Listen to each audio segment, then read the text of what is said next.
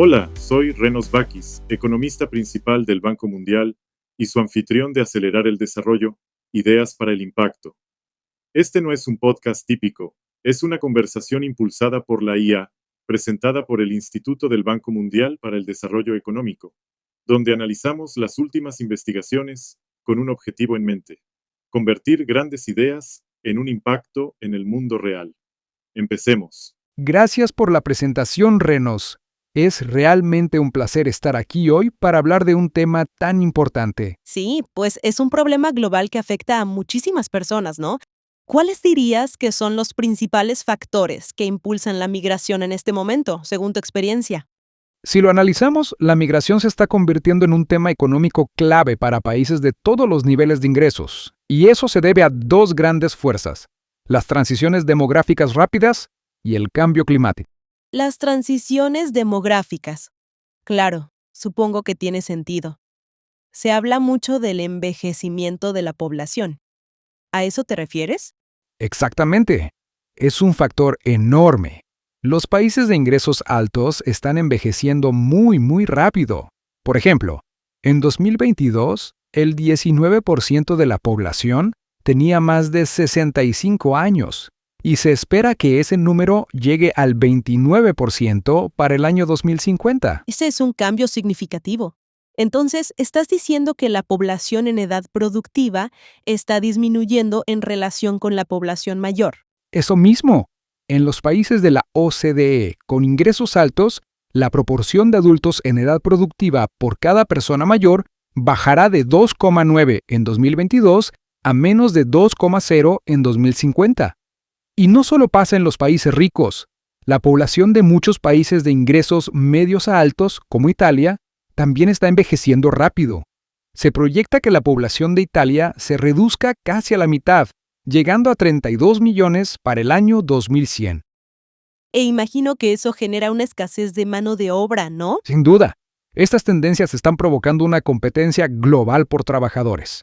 Tomemos Estados Unidos como ejemplo. Se espera que haya 11.9 millones de nuevos empleos entre 2020 y 2030, pero su fuerza laboral solo va a crecer en 8.9 millones. Alemania, por su parte, necesita incorporar 400,000 trabajadores extranjeros cada año. Entonces, si entiendo bien, por otro lado, los países de bajos ingresos tienen una población joven en rápido crecimiento, lo que genera un desajuste, ¿verdad? Exactamente. La población joven de los países de bajos ingresos, especialmente en África subsahariana, se encuentra en una fuerte expansión. Se espera que Nigeria, por ejemplo, pase de 213 millones a 791 millones de habitantes para el año 2100. Es una divergencia enorme. Y luego también mencionaste el cambio climático. ¿Cómo influye en todo esto? El cambio climático agrava otros factores que impulsan la movilidad. Aproximadamente el 40% de la población mundial, es decir, 3.5 mil millones de personas, vive en zonas altamente expuestas a impactos climáticos como escasez de agua, sequías, olas de calor, crecimiento del nivel del mar y fenómenos meteorológicos extremos. Entonces, básicamente está amenazando los hogares y los medios de vida de las personas, forzándolas a desplazarse. Así es. Estos impactos amenazan la habitabilidad y la productividad de los ingresos, y realmente aumenta la presión migratoria. Solo en los últimos 15 años, los eventos climáticos extremos de aparición repentina desplazaron internamente a más de 300,000 personas. ¿Y qué pasa con el nivel del mar? Imagino que eso es una gran preocupación para las islas. Sin duda, se proyecta que el nivel del mar suba significativamente, entre 0,15 y 0,40 metros para 2050 en el peor de los casos, lo que podría sumergir atolones bajos en los pequeños estados insulares en desarrollo, y en partes del sur de Asia, África subsahariana tropical y América Latina, se espera que el cambio climático reduzca la capacidad de las personas para trabajar al aire libre. Suena a que, si no manejamos estos temas con urgencia, podríamos ver muchos más movimientos transfronterizos forzados. Exactamente, y por eso la gestión efectiva de la migración requiere un enfoque adaptado. Debe basarse en lo que el Banco Mundial llama la matriz de correspondencia y motivo. para maximizar los beneficios para los migrantes, los países de origen y destino, y al mismo tiempo abordar los desafíos con humanidad. Bien, cuéntame más sobre esa matriz de correspondencia y motivo. ¿Qué es exactamente? La matriz de correspondencia y motivo clasifica la migración según dos factores clave. O sea, qué tanto las habilidades y atributos de los migrantes corresponden con las necesidades del país de destino y su motivo para migrar. Entonces, si hubiese una correspondencia completa, ¿eso significaría que los beneficios suelen superar los costos para todos? Así es. En casos de correspondencia completa, ya sean migrantes económicos o refugiados con habilidades demandadas, los beneficios normalmente superan los costos para migrantes, países de origen y destino. Los migrantes suelen ver aumentos importantes en sus ingresos. Por ejemplo, los migrantes con baja calificación vieron aumentos del 210% en sus ingresos en el corredor Bangladesh-Malasia y del 298% en el corredor India-Emiratos Árabes Unidos. ¿Qué pasa con el estatus legal? ¿Eso hace una diferencia? Hace una diferencia enorme.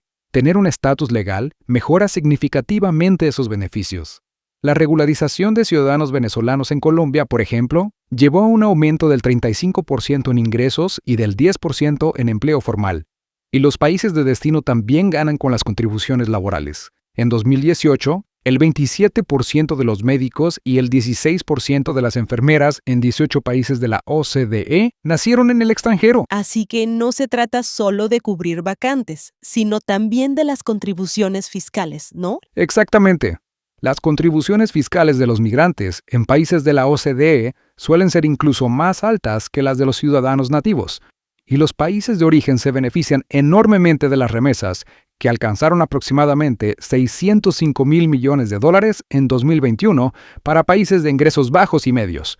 Esto realmente ayuda a reducir la pobreza. ¿Qué tanto contribuyen?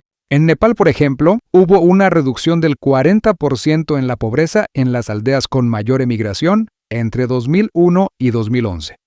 Y no solamente es el dinero, también hay transferencia de conocimiento. Piensa en los migrantes indios en Silicon Valley, que impulsaron enormemente el sector tecnológico en India. Ahora, ¿qué hay del grupo con correspondencia baja y el miedo como motivo, como los refugiados? ¿Cuál es la diferencia? Ahí es donde entra la obligación legal internacional. Cuando hay una correspondencia baja y miedo como motivo, los costos deben compartirse y reducirse de forma multilateral, porque los países de destino tienen la obligación legal de acoger a estas poblaciones. En 2022 había 37.8 millones de refugiados en el mundo, más que el doble que hace una década. ¿Y en dónde están alojados la mayoría de estos refugiados? Parte significativa, el 52%, está en países de ingresos medios, generalmente vecinos a los países de origen. Y estas situaciones suelen ser prolongadas. Los refugiados pasan en promedio 13 años en el exilio. Por eso, las políticas de los países anfitriones deben tener una perspectiva de desarrollo a mediano plazo, enfocada en la movilidad interna, la autosuficiencia, es decir, acceso al trabajo, y la inclusión en servicios nacionales. Entonces, permitirles moverse dentro del país anfitrión puede ayudar. Sí, absolutamente. Por ejemplo, permitir la movilidad interna de los refugiados en Turquía redujo significativamente el impacto en las comunidades de llegada inicial. Y por último, ¿qué pasa con el grupo con correspondencia baja y sin miedo como motivo? Suena como un gran reto. Es un desafío de política muy complejo, porque estos movimientos suelen ser irregulares y peligrosos. Desde 2014, casi 50,000 migrantes han muerto o desaparecido en tránsito. Estas personas quizás no califiquen como refugiados, pero aún así, muchas veces necesitan protección. El objetivo de la política es reducir humanamente la necesidad de estos movimientos desesperados. ¿Y qué acciones de política se están tomando o se necesitan para este grupo? Las acciones incluyen fortalecer la resiliencia en los países de origen, extender protecciones complementarias y cambiar los incentivos mediante vías legales.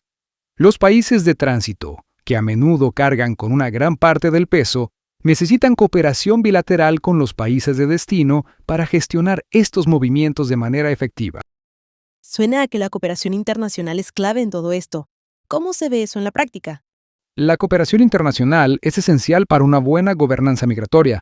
A nivel bilateral, es clave para mejorar la correspondencia entre las habilidades de los migrantes y las necesidades del país receptor.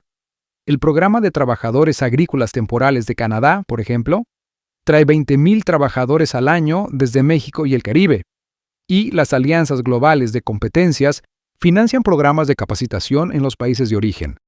Y en cuanto a los esfuerzos multilaterales, La cooperación multilateral es crucial para abordar los movimientos motivados por el miedo y compartir los costos del alojamiento de refugiados.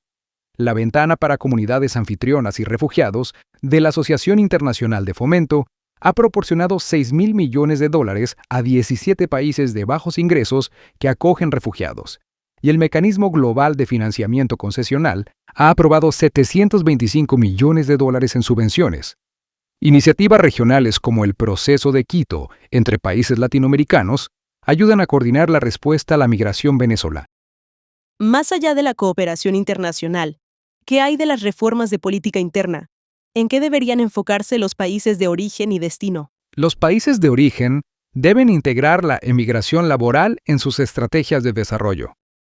Esto incluye reducir los costos de envío de remesas, como hizo México con su red de tecnología financiera. Aprovechar la transferencia de conocimiento, como Vietnam, que involucra a su diáspora, y expandir la educación y capacitación en habilidades con demanda global, como el programa ampliado de enfermería en Filipinas. También deben proteger a sus ciudadanos en el extranjero, como lo hizo Indonesia con su reforma legal en 2017. ¿Y qué hay de los países de destino? Los países de destino deben identificar sus necesidades laborales y asegurar coherencia en sus políticas. Deben incentivar la inmigración de correspondencia completa con estatus y derechos formales, como el sistema de permisos de trabajo de Corea del Sur y las reformas laborales de Emiratos Árabes Unidos que permiten a los trabajadores cambiar de empleador. Las políticas también deben facilitar la inclusión económica y social, como el reconocimiento de títulos extranjeros en Alemania y apoyar a los ciudadanos locales que puedan verse afectados por la migración. Esto parece bastante para manejar. Sí, lo es. Y para los países de tránsito se necesita cooperación para acoger a migrantes en situación crítica o regresarlos de manera humana, incluyendo esfuerzos para combatir el tráfico y la explotación laboral. Y por último, mencionaste nuevas voces y datos.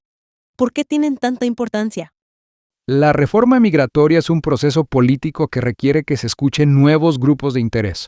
Esto incluye voces de países en desarrollo, del sector privado, sindicatos, autoridades locales y sobre todo de los propios migrantes y refugiados. Y creo que eso es fundamental. Contar con datos confiables, oportunos y completos es absolutamente crucial para una formulación de políticas basada en evidencia. Tenemos desafíos como definiciones inconsistentes y acceso limitado a los datos. Así que se necesitan esfuerzos para armonizar metodologías de recolección, invertir en nuevos tipos de encuestas y promover el acceso abierto a los datos, respetando la privacidad. De ese modo, los responsables de políticas pueden tomar decisiones bien informadas. ¿Qué perspectivas más fascinantes? Es evidente que se trata de un desafío complejo que requiere un enfoque integral. Así es. Te cedo la palabra, Renos. Gracias por acompañarnos. Pueden encontrar el informe completo en nuestro sitio web. Sigan el enlace en la descripción. Asegúrense de suscribirse para ser los primeros en enterarse de los próximos episodios. Y antes de irse, ¿cómo planean poner en práctica lo que aprendieron? ¿Y qué temas les gustaría que exploráramos en el futuro? Nos encantaría saberlo. Hasta entonces, adiós.